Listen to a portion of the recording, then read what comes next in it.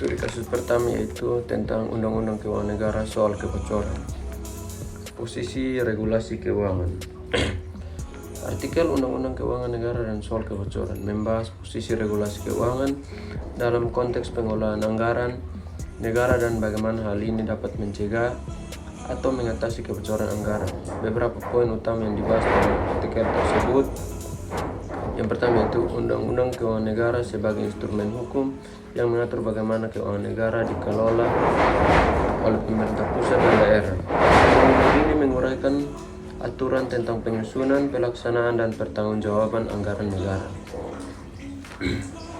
Yang berikut adalah regulasi pengawasan dan audit yang memungkinkan lembaga-lembaga seperti Badan Pemeriksa Keuangan dan Komisi Pemberantasan Korupsi melakukan audit dan investigasi untuk mendeteksi serta mengurangi risiko kebocoran anggaran.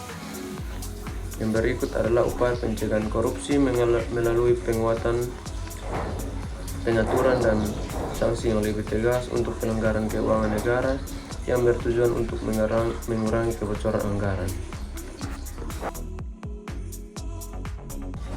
Yang kedua adalah regulasi harus disusun dengan mempertimbangkan beberapa aspek. Yang pertama yaitu akuntabilitas dan transparansi. Regulasi harus mewajibkan pemerintah pusat dan daerah untuk menyediakan laporan keuangan yang transparan dan akuntabel. Setiap pengeluaran dana harus bisa dipertanggungjawabkan. Yang berikut adalah pengawasan yang ketat.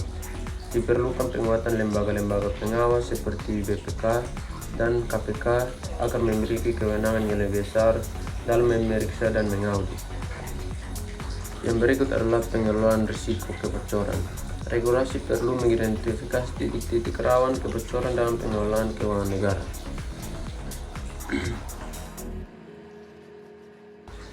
Yang berikut adalah desentralisasi fiskal yang efektif.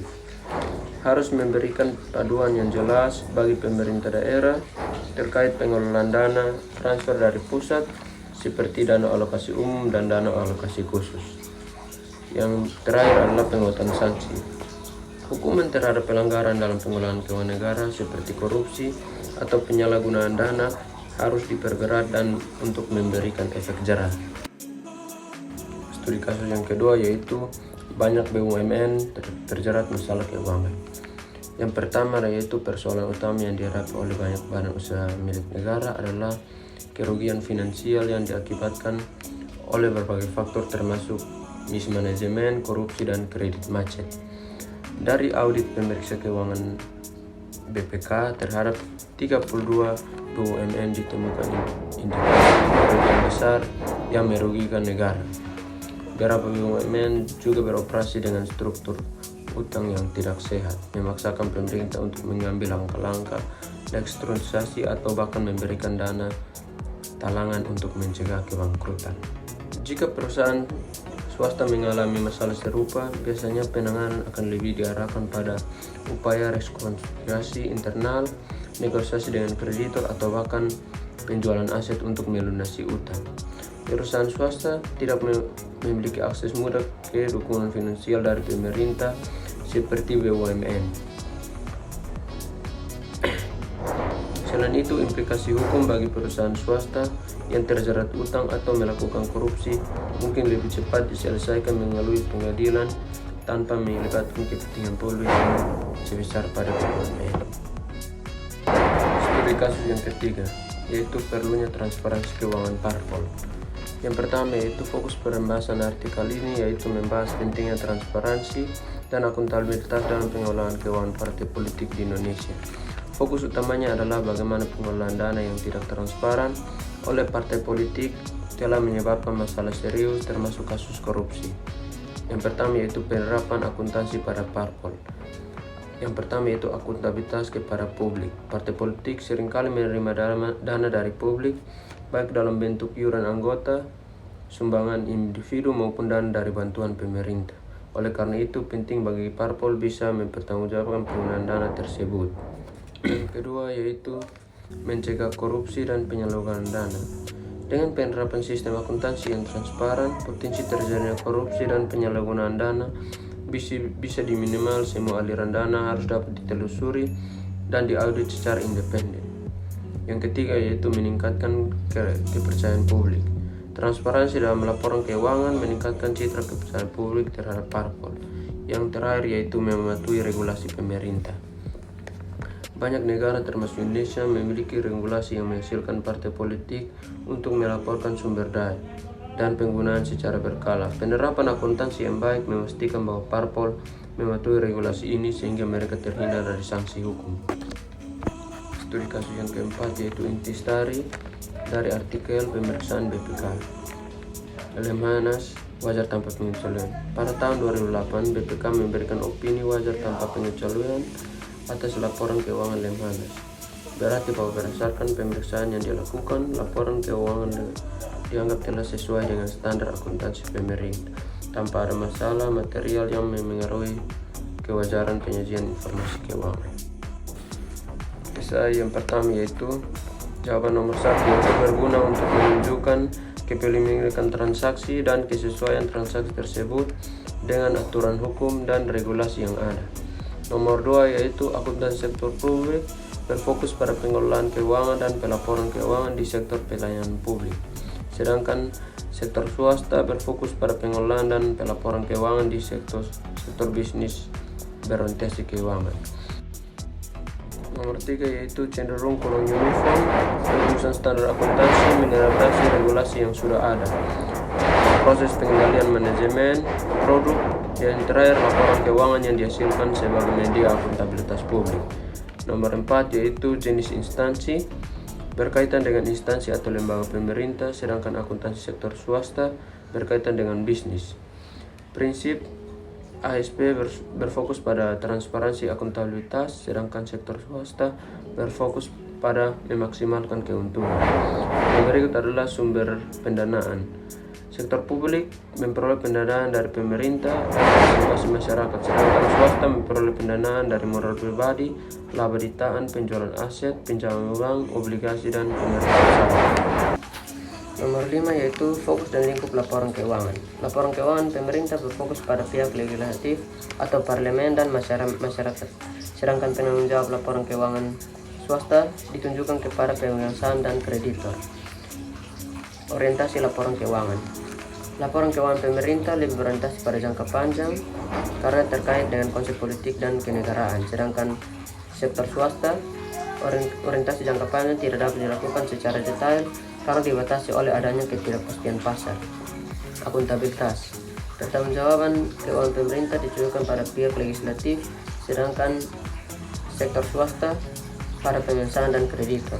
Nomor 6 yaitu penyusunan laporan keuangan,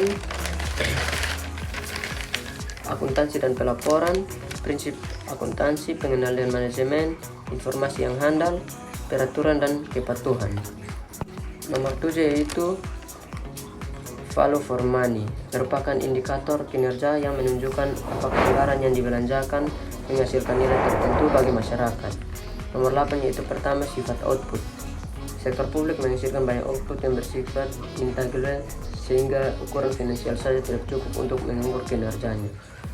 Karakter khusus yang membuat pengukuran kerja sulit diterapkan. Nomor 9 yaitu yang pertama pemilik. Organisasi sektor publik dimiliki, dikelola dan dikendalikan oleh pemerintah atau barang-barang negara, sedangkan swasta dimiliki dan dikelola oleh individu, kelompok atau badan usaha. Yang berikut adalah fokus.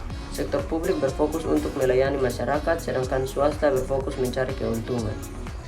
Kewajiban. Sektor publik memiliki kewajiban kepada publik, sedangkan swasta memiliki kewajiban kepada pemegang saham. Nomor 10 yaitu yang pertama, dasar hukum sektor publik adalah standar akuntansi pemerintah atau SPP yang ditetapkan dengan peraturan pemerintah nomor 24 tahun 2006. Sedangkan bisnis yaitu dasar hukumnya adalah pedoman standar akuntansi keuangan atau PSAK dan standar profesional akuntan publik atau SPAP. SI2 yaitu yang pertama, nomor 1, kerangka konsep ini berfungsi sebagai pemandu untuk mengembangkan standar akuntansi yang konsisten dan harmonis di berbagai unit pemerintah. Nomor 2 yaitu memberikan pedoman untuk mengembangkan standar akuntansi yang konsisten, memfasilitasi harmonisasi standar akuntansi yang ditetapkan oleh berbagai unit pemerintah, dan mencari acuan dalam penyelesaian masalah akuntansi. Nomor 3 yaitu Asumsi akuntansi adalah aturan yang digunakan bisnis untuk mengatur prosedur operasi dan mematuhi peraturan yang relevan. Yang nomor 4 yaitu karakteristik kuantitatif. ASP adalah ciri khas yang membuat informasi dalam laporan keuangan berguna bagi pemakai. Nomor 5, informasi dikatakan relevan jika informasi tersebut tersedia bagi pengambil keputusan sebelum ia kehilangan kemampuannya untuk mempengaruhi keputusannya. Nomor 6, pengembangan kasus kualitas perencanaan publik adalah prosedur standar bagi pengelola proyek untuk mendefinisikan kualitas yang terkait persyaratan. Nomor 7, pengembangan kasus usaha, menentukan prioritas, menyediakan pembenaran biaya. Nomor 8, karakteristik kuantitatif merupakan ciri khas dari kualitas output realisasi anggaran, yaitu dapat dipahami dan terandalkan. Nomor 9 yaitu pengumpulan informasi, hubungan penyedia, permintaan latar belakang, negosiasi, pemenuhan, konstruksi penyelesaian dan penyelesaian. Yang terakhir adalah pembaharuan. Yang ketiga, nomor 1, regulasi publik adalah peraturan yang harus dipatuhi dan dilaksanakan oleh organisasi publik seperti pemerintah pusat, daerah, dan yayasan. Nomor 2, yang pertama yaitu mengidentifikasi. Yang kedua, merumuskan solusi. Dan yang ketiga, mendiskusikan rancangan dan menetapkan. Nomor 3, proses perencanaan anggaran. Alasannya akan menjadi panduan bagi alokasi dan penggunaan sumber daya alam dalam satu periode fiskal. Contohnya, jika pemerintah daerah merancangkan pembangunan infrastruktur, anggaran tersebut akan mempengaruhi catatan belanja pada tahap realisasi anggaran. Nomor 4 yaitu pihak yang terkait, yaitu publik dan masyarakat.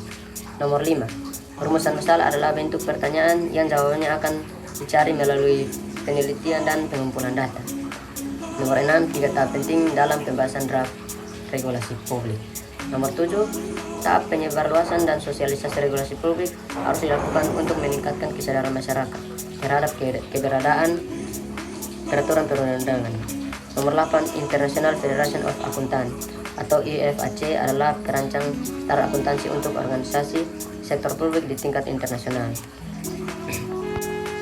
Nomor 9, Judicial Review atau hak uji materi adalah proses pengujian peraturan perundang-undangan yang dilakukan oleh lembaga peradilan untuk memastikan kebenaran suatu norma.